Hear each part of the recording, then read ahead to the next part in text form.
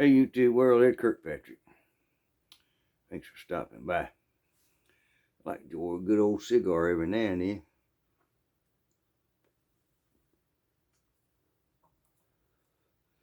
Sometimes they say them things is nasty.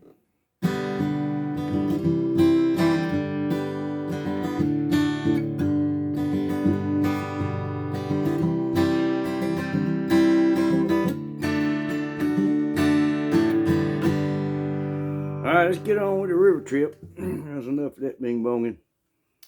Alright, y'all remember now, back in the early mid-80s, we was going on a river trip. This is part 2. Part 1's back yonder. I don't know how to leave a link, so you'll have to find it if you want to see it. Anyhow, there was 6 of us boats and 13 people. It's odd dude out. Anyway, we don't need to go into that. And we had done traveled about halfway, and had run out of gas. And I told y'all what happened.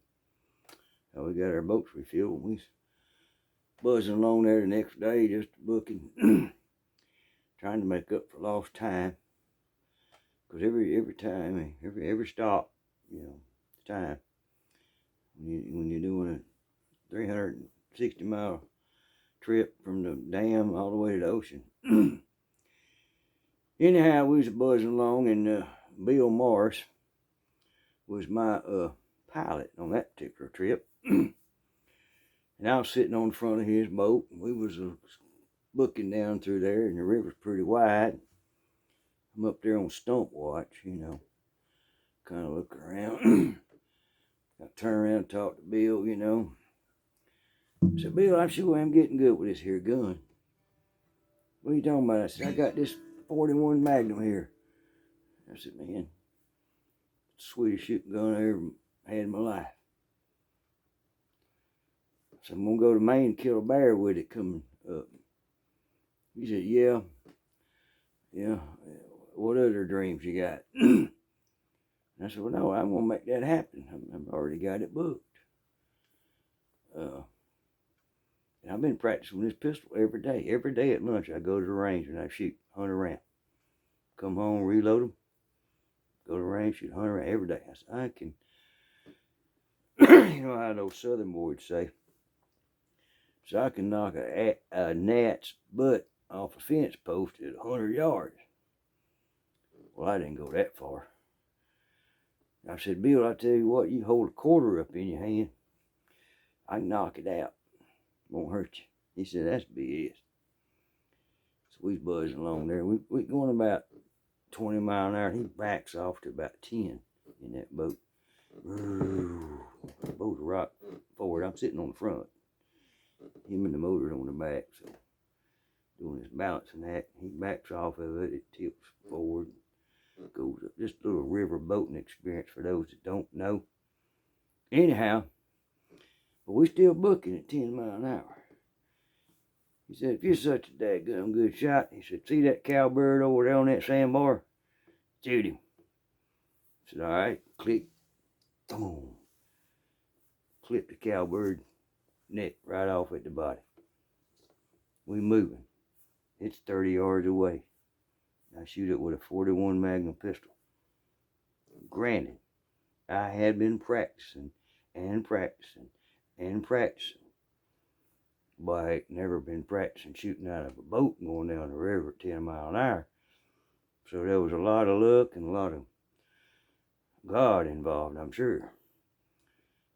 Anyway, Bill said, good almighty. Man, you good. I said, I'm telling you, I'm dialed in. I got these reloads just right. Yeah. He said, man, you doing good. I said, yeah. This is Saturday afternoon. We was about to booking. That's rolling down the river. Called it booking and booking. Anyhow, he said, man, I'm going to miss my Sunday paper tomorrow. I said, no, you ain't going to miss your Sunday paper, Bill, are you?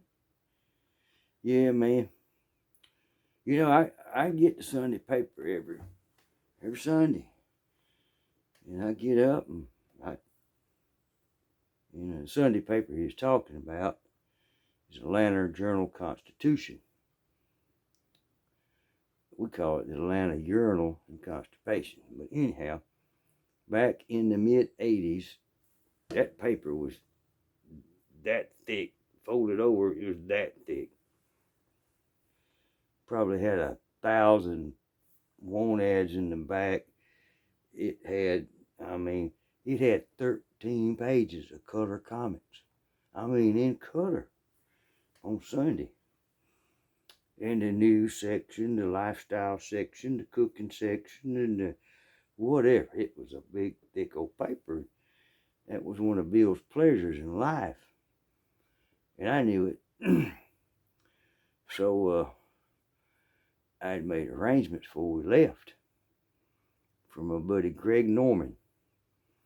He's a pilot, private pilot. And I said, Greg, don't you go Sundays? Don't you get up and fly down the river and come back? He said, yeah. And the weather's going. I said, I ain't been able to do it last weekend, but I'm going Sunday for sure, right after church.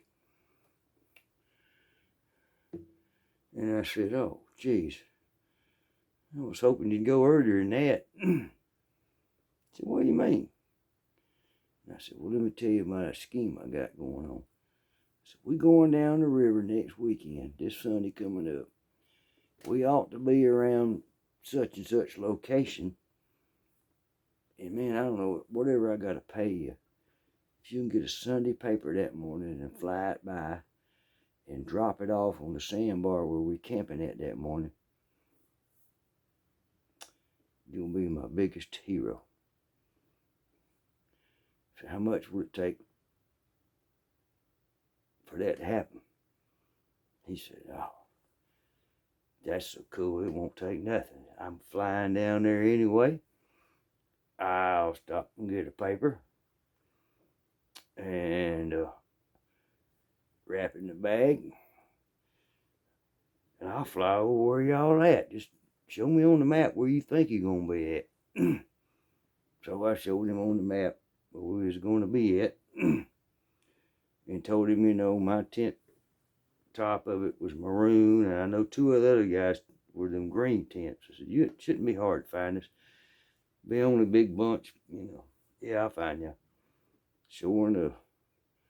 Well, he's rolling down that bump. Getting about dark, we pulled over on the sandbar there, and everybody got out. We were going to camp out. We was all blistered. Oh, man, the sun was beating down. It was tough. It was always red in the face, red on the arms, and red on the top of your legs where you've been wearing shorts. And your thighs are sticking in there, getting torched. Anyhow, so, yeah, I know y'all figured the story out by now, hadn't you? Sure enough, we all get up Sunday morning.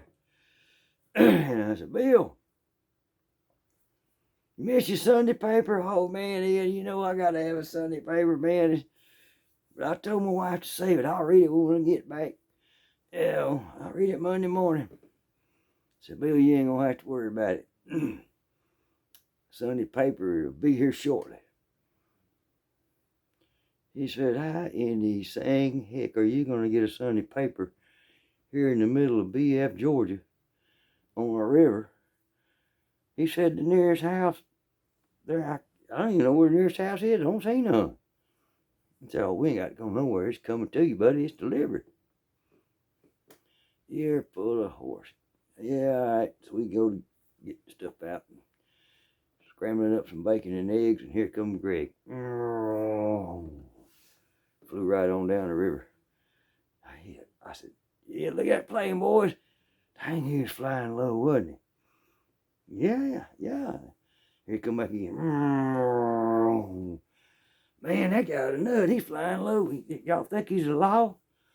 I said, I don't know if he's a law or not, but we ain't got nothing to worry about, do we? No, I just wonder. But I knew what it was.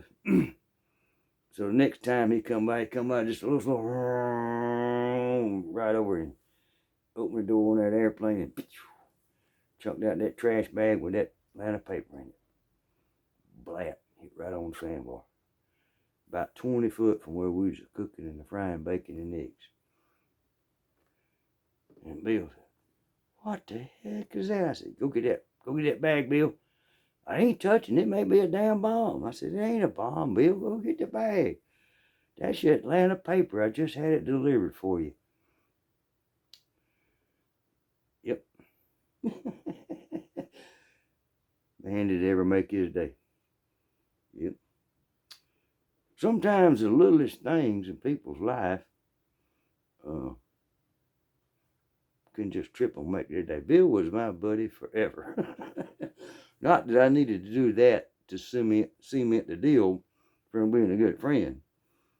But he said, anybody that takes the trouble to do that to satisfy a want, not a need, got to be a good feller. I said, "Oh, Bill, I'm always been a good feller. Everybody knows that. Just, it don't pay much sometimes." But anyhow, yep, that's finish up the river story there.